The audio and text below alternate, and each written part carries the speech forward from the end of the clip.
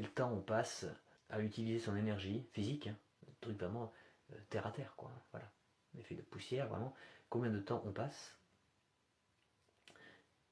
à aimer plein de choses de manière à les idolâtrer. Aimer Dieu de toute sa force. Aimer Dieu de toute sa force. C'est-à-dire, tu te lèves le matin et tu veux que ta force physique serve à Dieu. Tout ce que vous faites, faites-le pour la gloire de Dieu. Hein. C'est un message de la Bible. Donc c'est-à-dire, tu vas manger pour la gloire de Dieu, tu vas courir pour la gloire de Dieu, tu vas travailler pour la gloire de Dieu, tu vas parler pour la gloire de Dieu, tu vas aller sur TikTok pour la gloire de Dieu, tu vas utiliser ta force physique, tu vois, je parle, j'utilise mes muscles en fait, tu vois, et je veux les utiliser pour la gloire de Dieu. Aimer Dieu, adorer Dieu. En effet, il est vrai qu'il est écrit qu'on doit l'adorer en esprit et en vérité. Hein. En gros, c'est écrit ça. Hein. Adorer Dieu en esprit et en vérité. Mais excusez-moi, mais on a un corps. Enfin, moi, j'ai un corps.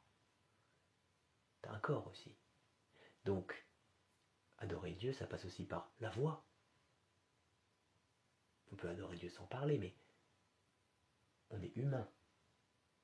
Tu vois ce que je veux dire? Donc, pourquoi est-ce qu'il est écrit aimer Dieu de toute sa force?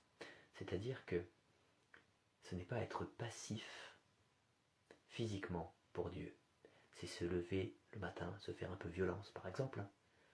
Se lever un peu plus tôt et prier, lire la Bible.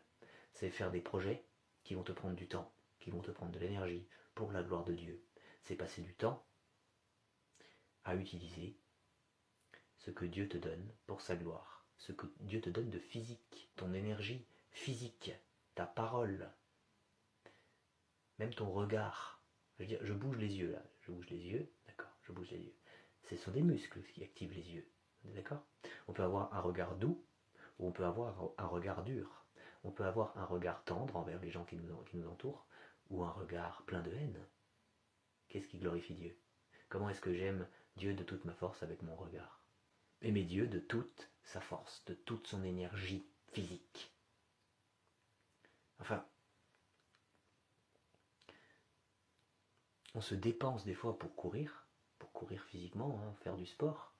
On peut faire du sport pour la gloire de Dieu, hein, ou alors on peut aussi faire du sport pour soi-même, quoi, juste pour son propre corps, juste pour soi, quoi. On est fait de poussière, que cette poussière glorifie Dieu. Utilise ton temps pour la gloire de Dieu. Des fois on perd de l'énergie, excusez-moi, mais on perd des calories là où on ne devrait pas en perdre, quoi. Le stress fait perdre des calories. Et Dieu va dire dans la Bible, ne vous inquiétez de rien. Si tu peux dépenser ton énergie à courir après des choses vaines, tu peux faire ça toute ta vie et aller en enfer. Tu peux dépenser ton énergie à pécher, ton énergie physique, hein. Le vol, le mensonge, l'idolâtrie, bref, tu peux vivre une vie de péché toute ta vie et aller en enfer pour l'éternité. Un lieu de souffrance éternelle.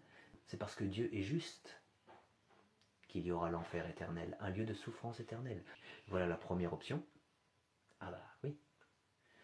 Ou alors, il y a l'option de passer par l'évangile, c'est-à-dire de croire l'évangile, de placer sa foi dans le Christ, de se repentir de ses péchés, et d'être sauvé, et de vivre pour la gloire de Dieu, et d'utiliser sa force, toute sa force, pour la gloire de Dieu. Et donc tu vis plus pour toi-même, tu vis pour Dieu, pour la gloire de Dieu, dès maintenant, et ça se prolongera au paradis, là où il n'y aura plus jamais aucune souffrance, pour toujours, la vie éternelle. Dieu est amour. On est fait pour lui. Notre force doit le servir, doit le glorifier, notre force physique. La Bible dit, car Dieu a tant aimé le monde qu'il a donné son Fils unique, afin que quiconque croit en lui ne périsse pas, mais qu'il ait la vie éternelle. Tu dois donc faire deux choses. Si tu veux de Dieu dans ta vie, si tu veux être sauvé pour sa gloire, éviter l'enfer et vivre pour lui pour toujours. La première de ces deux choses, c'est la foi. Tu as deux choses à faire. La première, c'est la foi. Il faut que tu crois que Jésus-Christ est Dieu, il est l'Éternel, il est le Dieu Tout-Puissant. Il faut que tu le crois. Il faut que tu crois aussi que Jésus-Christ est le seul Fils de Dieu.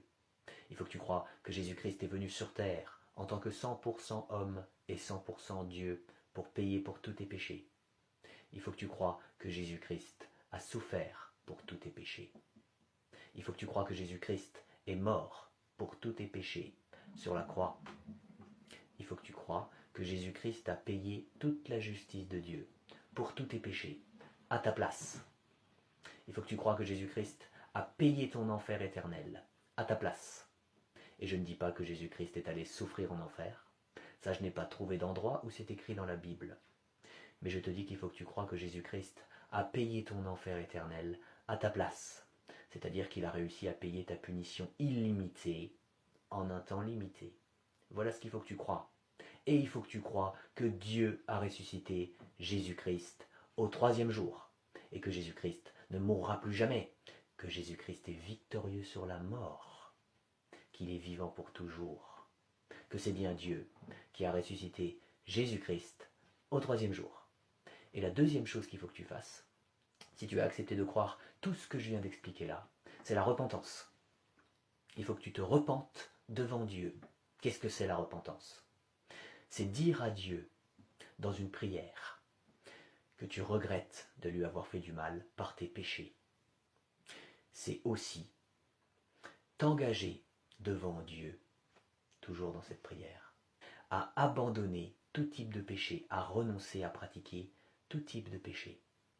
Et c'est aussi demander pardon à Dieu pour tous tes péchés, pour toutes tes fautes. C'est lui citer tes fautes, lui citer tes péchés et lui demander pardon, toujours dans une prière. Voilà ce que c'est que la repentance. Alors arrête cette vidéo maintenant et pratique cette repentance. Aime Dieu de tout ton cœur, de toute ton âme, de toute ta pensée et de toute ta force.